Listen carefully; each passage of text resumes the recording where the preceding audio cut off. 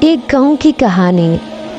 ایک چھوٹے سے گاؤں میں جہاں سبزے کی چادر پھیلی ہوئی تھی اور کھیت کھلیان ہر طرف نظر آتے تھے، ایک وقت ایسا بھی آیا جب وہاں دو ظالم لوگ بسنے لگے۔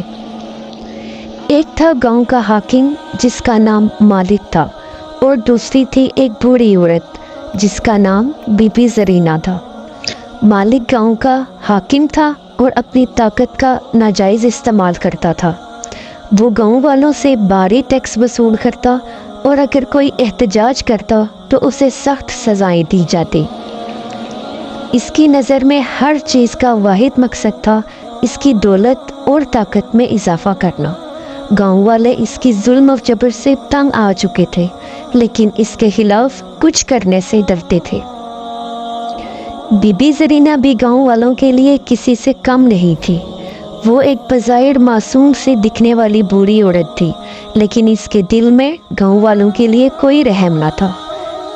وہ جادو ٹونے میں ماہر تھی اور اپنی مکاریوں سے گاؤں والوں کو ڈراتی رہتی تھی۔ جو بھی اس کے خلاف جاتا وہ اس پر بددعائیں دیتی اور اپنی جادوگری سے اسے نقصان پہنچانے کی کوشش کرتی۔ ایک دن گاؤں میں ایک نیا خاندان آ کر بس گیا۔ اس خاندان میں ایک نوجوان لڑکا تھا جس کا نام ایلی تھا۔ ایلی نے گاؤں والوں کی تکلیفیں دیکھی اور فیصلہ کیا کہ وہ ان دونوں ظالموں کے خلاف لڑنے لگے گا۔ اس نے گاؤں والوں کو حوصلہ دیا اور ان کو ایک ساتھ مل کر مالک اور بی بی زرینہ کے خلاف کھڑے ہونے کا عزم دلایا۔ گاؤں والے ایلی کی قیادت میں مالک کے دربار پہنچے اور اسے للکارنا شروع کر دیا۔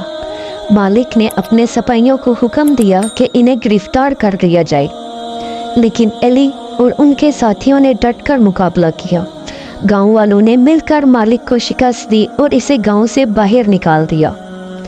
اس کے بعد ایلی اور گاؤں والے بی بی زرینہ کے پاس پہنچ گئے۔ انہوں نے اس کے تمام جادوئی اوزار ضبط کر لیے اور اسے گاؤں سے باہر نکال دیا۔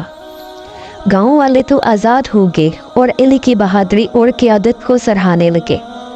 اس دن کے بعد گاؤں میں خوشحالی اور امن کا دور شروع ہو گیا۔ گاؤں والوں نے مل کر اپنے گاؤں کو ترقی کی راہ پر گامزن کیا اور ایک دوسرے کی مدد کرنے کا عزم کر لیا۔ ایلی کا نام ہمیشہ کے لیے گاؤں کی تاریخ میں امر ہو گیا اور اس کی کہانی نسل در نسل سنائی جانے لگی۔